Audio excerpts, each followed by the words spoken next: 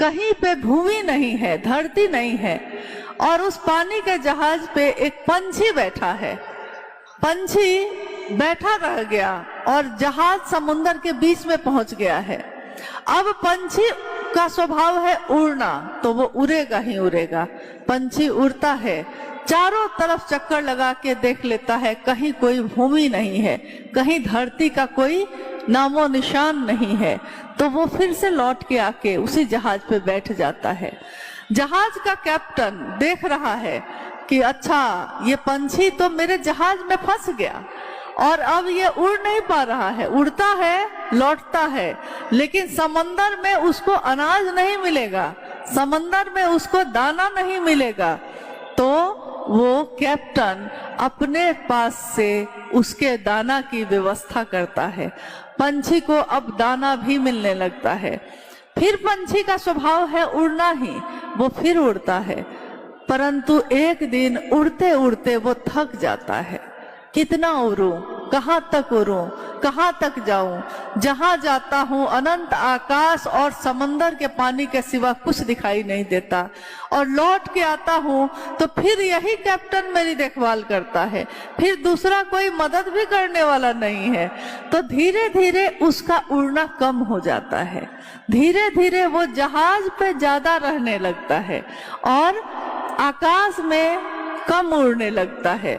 साहब ने कहा, यही स्थिति मेरे और आपके मन की है। हमारा मन संसार में उड़ता है, हमेशा भटकता है। अभी आप लोग यहाँ बैठे हैं, जब तक आपका मन गुरु उन्मुख नहीं होगा आप मेरी बात भी नहीं सुन सकते। जैसे कुछ लोग बहुत हलचल में थे थोड़ी देर पहले, अभी देखती हूँ तो बड़ा शांत है। थोड़ी देर पहले हलचल में थे।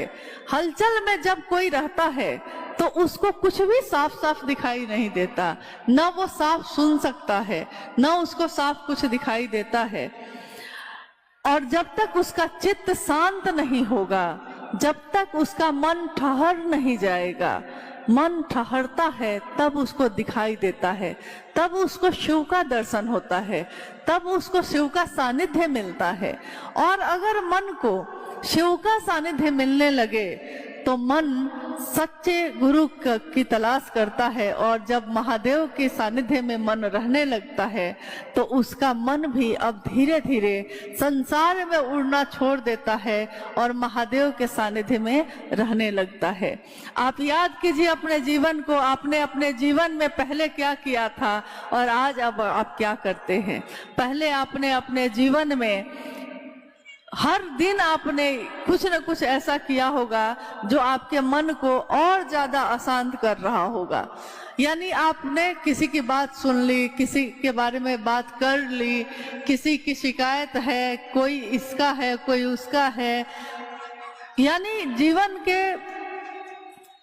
यात्रा में तमाम तरह की बातें हम लोग करते रहे, जिसमें पीड़ा है, जिसमें परेशानी है, वो सारी बात करते रहे। और जब करते हैं तो स्वाभाविक है कि जब हम किसी और के लिए अशुभ सोचते हैं, जब हम किसी का अहित सोचते हैं, जब हम किसी के लिए बुरा बात करते हैं, तो कोई दूसरा उससे प्रभावित हो या ना हो, लेकिन हम खुद तो हो ही जाते हैं। हम अगर किसी के बारे में बार बार कुछ बात करेंगे, उसने सुना हो या ना सुना हो, मेरा मन तो सुनता ही है। तो आप याद कीजिए तो कि आपके मन में अगर किसी के लिए नफरत जगी है तो नफरत पहले कहाँ जगी? आपके मन में जगी ना। जिसके लिए जगी उस तक पहुंची कि नहीं पहुंची, लेकिन पहले तो उसका जन्म स्थान आपका मन हो गया। जिस मन में शिव रहते हो, जिस मन को शिव का सानिध्य मिला हो, उस मन को धीरे धीरे उसी जहाज के पंछी की तरह ठहरने की आदत हो जाती है। फिर वो उड़ता नहीं, फिर उसको किसी की बात अच्छी नहीं लगती, फिर उसको किसी के बारे में शिकायत नहीं करनी, किसी की शिकायत सुननी भी नहीं है। बस उसको महादेव की बात अच्छी लगती है, चाहे वो कोई बोलता हो। उसको सुनना अच्छा लगता है, चाहे वो कोई सुनाता हो। नहीं तो पहले भी हमारा जीवन था, आज भी हमारा जीवन है। हमारा पहले का जीवन और आज का जीवन जमीन आसमान का अंतर है।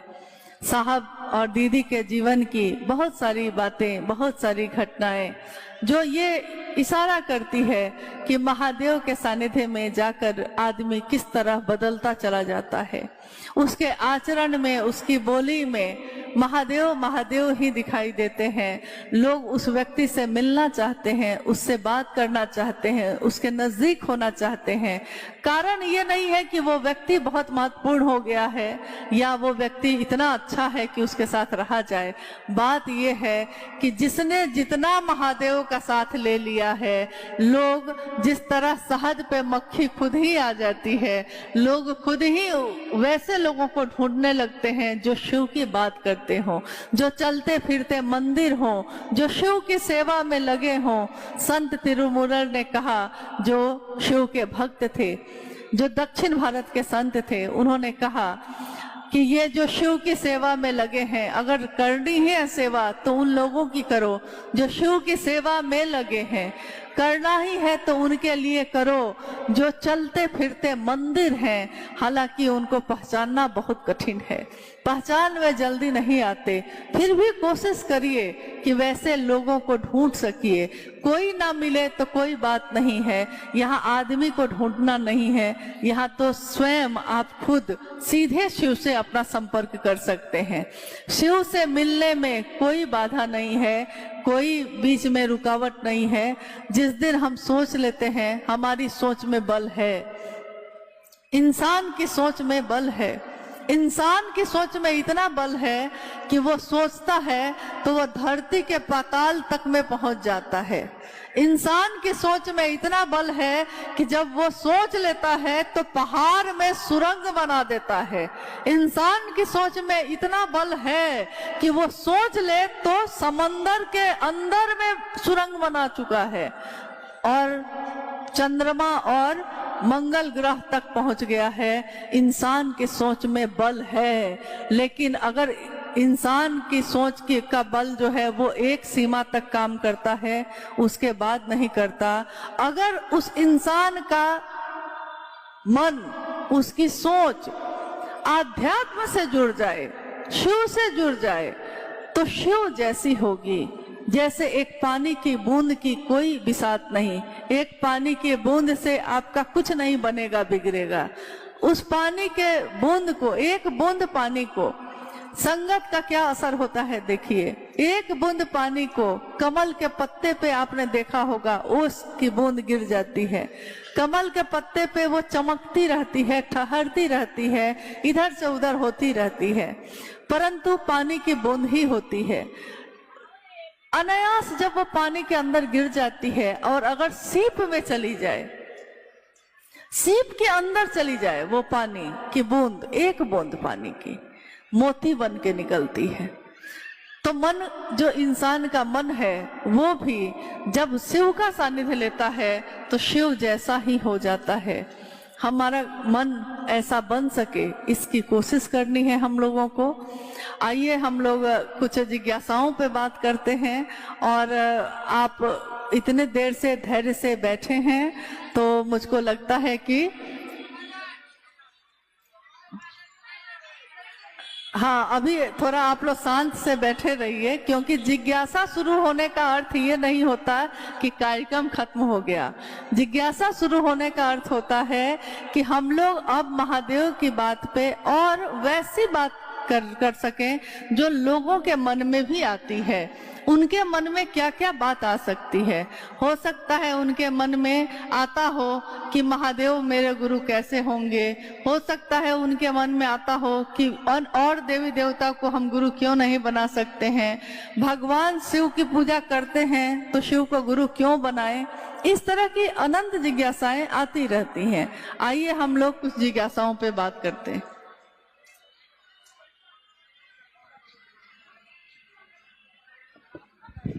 हेलो जी। पीरा के धन्नों में शायद सभी के साथ ऐसा ही होता है, जिनके प्रिय शिव है अथवा जो शिव के प्रिय है। पीरा के क्षणों में पीरा के धन्नों में लिखा है। छन्नो। हाँ, बात है कि अगर बंगाल का लोग हिंदी भी लिखेगा तो कितना लिख पाएगा। तो पीरा के छनों में को लिख दिया गया है पीरा के धमों में। खैर, ये पीरा के क्षणों में शिव की दया त्वरित हो जाती है। शायद सबके साथ ऐसा ही होता है जिनके प्रिय शिव हैं या जो शिव के प्रिय हैं, यही ना। ये साहब की पुस्तक आओ चलें शिव की ओर की पंक्ति है। साहब ने कोरोना काल में इस पुस्तक को लिखा था। कोरोना काल में जब सारे लोग अपने अपने घरों में बंद थे तो साहब श्री अपने उपवन में आओ चले शिव की ओर पुस्तक लिखने में व्यस्त थे। आपने उस पुस्तक को देखा होगा। उस पुस्तक पे लिखा तो है, शीर्षक है आओ चले शिव की ओर। तो हमारी आंख ढूंढती है महादेव की तस्वीर को कि महादेव की तस्वीर क्यों नहीं है उस पे तस्वीर है, लेकिन किस चीज की? उस पे तस्वीर क्या बनी है? सांप की और मेढक की और फतिंगा की। उसके पीछे भी कुछ दिख रहा है। देखिए, बेचारा हिरन को कोई नहीं देख रहा। पूरी जो तस्वीर है आओ चलें शिव की ओर पे, उस पे पलामू में बेतलाल नेशनल पार्क है, जहां साहब के साथ हम लोग गए थे। साहब ने अपने मोबाइल फोन से वो तस्वीर ली थी जिसमें जंगल दिख रहा है और पीछे हिरन दिख रहा है, बहुत हल्का। वो सचमुच की तस्वीर है जो आओ चले शिव की ओर पे लगी हुई है। उसके ऊपर साहब ने तस्वीर बनवाई। लोगों ने कहा कि महादेव की तस्वीर होनी चाहिए। साहब ने कहा कि दुनिया में लोगों ने इतना मीठा मीठा सुन लिया है, हमेशा महादेव की तस्वीर देखते देखते वो भूल गया कि महादेव की तस्वीर तो हम देखते हैं, तस्वीर का असर भी हम पे होता है, परंतु इंसान को याद नहीं रहता कि वो कब खत्म हो जाएगा, उसका ये शरीर कब खत्म हो जाएगा। तो उन्होंने ही ये बात कही कि उस पे एक ऐसे सांप की आकृति बनाई जाए। तो एक चित्रकार के द्वारा ये आकृति बनाई गई जिसमें सांप है भयानक। सांप प्रतीक माना गया है काल का, काल यानी मौत, मृत्यु, काल का। और सांप जो है अपना मुख खोलकर बैठा है। उस सांप के मुख में, मुख के अंदर मेढक बैठा है।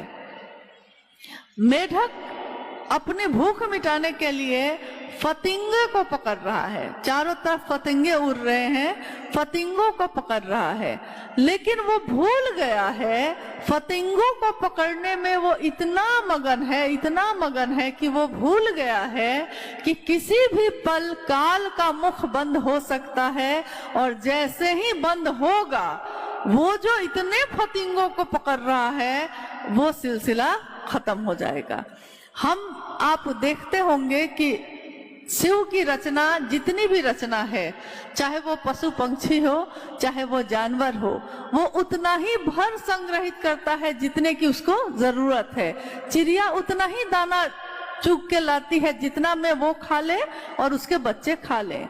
वो घोंसला बनाती है उतने ही दिन के लिए बनाती है जितने दिन में घोंसला में रहने की जरूरत हो। जानवर खाता है और आराम से रहता है। इंसान सबसे सुंदर रचना है, परंतु इंसान को संग्रह करने की इतनी आदत है कि वो 4 कपड़े से उसकी प्यास नहीं बुझती, उसको और कपड़ा चाहिए। एक घर से उसकी प्यास नहीं बुझती, एक घर हो गया है तो और 2-4 घर हो जाते, एक गाड़ी हो गई है तो 2-4 गाड़ी और हो जाती। यानी काल के मुख में बैठे हैं हम, लेकिन हमको याद नहीं है कि काल के मुख में है। हम फतिंगों को पकड़ने में मगन हैं, भूल बैठे हैं कि क्या पता कब चला चली के बेला आ जाए। रहना नहीं देश वीराना है। यह कागज, यह जो जीवन है, यह जीवन कागज की पुरिया, बूंद परे घुल जाना है। मौत की एक बूंद परी और जीवन गया, तब तो हम इतनी योजना बनाते हैं, इतनी चीजें बनाते हैं। इसीलिए साहब ने आओ चले शिव की ओर पुस्तक पे ये तस्वीर लगवाई। उन्होंने कहा कि इस तस्वीर को जब भी आप देखिएगा आपको याद आएगा कि जीवन कभी भी खत्म हो सकता है, इसलिए आओ चले शिव की ओर। उसी पुस्तक की ये पंक्ति है जो अभी गुरु भाई संतोष जी ने पढ़ी है। उसकी पंक्ति है कि मैं पूरी पंक्ति जो है साहब ने अपने बारे में लिखा है। उसमें आओ चले शिव की ओर पुस्तक में अंतिम आलेख है, आओ चले शिव की ओर। आलेख का नाम भी यही है। उस आलेख की पहली पंक्ति है, बाजीचे अतफाल है दुनिया मेरे आगे, होता है सबो रोज तमाशा मेरे आगे।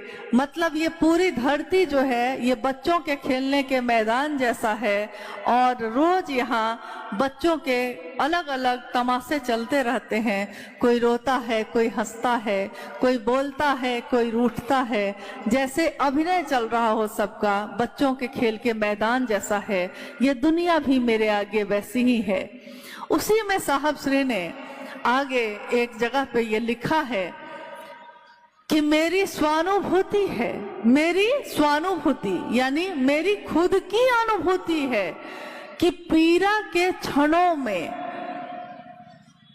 गुरु की दया, शिव की दया त्वरित हो जाती है। शायद सबके साथ ऐसा ही होता है, जिनके प्रिय शिव हैं या जो शिव के प्रिय हैं। पीड़ा का क्षण यानी आपके जीवन में कष्ट आते हैं। जब कष्ट आते हैं, जैसे ये किताब लिखी ही गई थी कोरोना काल में। कोरोना काल को याद करिए जरा। कोरोना काल में कष्ट था, किसको किसको कष्ट था? कोरोना काल में किसको किसको कष्ट हुआ था? सबको। और वह उस समय सबसे ज्यादा कौन याद आया था? महादेव। सबसे ज्यादा महादेव याद आए थे। पीड़ा के क्षण में गुरु की दया त्वरित हो जाती है, तेज हो जाती है, क्योंकि उस समय महादेव के सिवा कोई याद नहीं आ रहा था। लोगों को हम लोगों ने देख लिया था कि जो अपने होते हैं, अगर मुझको कुछ हो गया तो मुझको छुएंगे भी नहीं। ये कैसे अपने थे? जो मौत के डर से जिन्होंने मेरे इस शरीर को छूना भी स्वीकार नहीं किया। अगर कोरोना हो गई तो हॉस्पिटल तक में जगह नहीं मिल रही थी। लोगों के पास पैसे थे, बहुत लोगों के पास थे, पैसे थे, लेकिन जीवन नहीं बच सका। और उस समय जितना ज्यादा महादेव का काम हुआ, उससे पहले उससे उतना ज्यादा महादेव का काम हुआ ही नहीं था। अब बताइए कि क्या उस समय सारे लोगों ने महादेव से सचमुच में दया मांगी थी कि नहीं? सचमुच में, क्योंकि हम बोली में मांगते हैं, लेकिन उस समय बोधात्मक ज्ञान था, बोध उतरा हुआ था। महादेव दया कर दीजिए, महादेव दया कर दीजिए। मतलब नींद में भी महादेव से दया ही मांग रहे थे। और आने जाने का रास्ता बंद था। तो जब आने जाने का रास्ता बंद हो और आदमी के अंदर ऊर्जा है, तो वो अपनी ऊर्जा को बाहर निकालने के लिए स्रोत खोजता है, रास्ता खोजता है। तो वो रास्ता भी सबने खोज लिया। लोग कॉन्फ्रेंस में चर्चा करने लगे। मैंने देखा कि बहुत सारे लोग जो पहले फोन को चलाना भी नहीं जानते थे, मोबाइल फोन को चलाना भी ठीक से नहीं जानते थे, कोरोना काल में अचानक से उनका ज्ञान बहुत बढ़ गया और वो सारे लोग कॉन्फ्रेंस पे चर्चा करने लगे। नहीं, टेलीफोनों में पे शिव गुरु के चर्चा हो खेला, मतलब महादेव की चर्चा टेलीफोन पे होने लगी। और उन्होंने प्रणाम करने का भी रास्ता खोज लिया। माला पे तो कर ही रहे थे, सांस पे अजपा जप विधि से भी कोरोना काल में जितना जप सही तरीके से हुआ, उससे पहले नहीं हुआ होगा। तो याद करिए कि पीड़ा के क्षण में आपके साथ क्या हुआ था। परंतु इसमें एक पंक्ति साहब ने और लिखी है। उन्होंने लिखा है कि शायद सबके साथ ऐसा ही होता है। पूरी पंक्ति है ये कि पीड़ा के क्षणों में शिव की दया त्वरित हो जाती है। शायद सबके साथ ऐसा ही होता है, जिनके प्रिय शिव हैं या जो शिव के प्रिय हैं, जिनके प्रिय शिव हैं। ये दोनों पंक्ति सुनने में तो एक ही लग रही है, नहीं लग रही है? जिनके प्रिय शिव हैं या जो शिव के प्रिय हैं, क्या अंतर है बताइए? दोनों में अंतर है? कोई अंतर है। जिनके प्रिय शिव हैं, आज जिनके प्रिय शिव हैं, कल उनकी प्रियता बदल सकती है।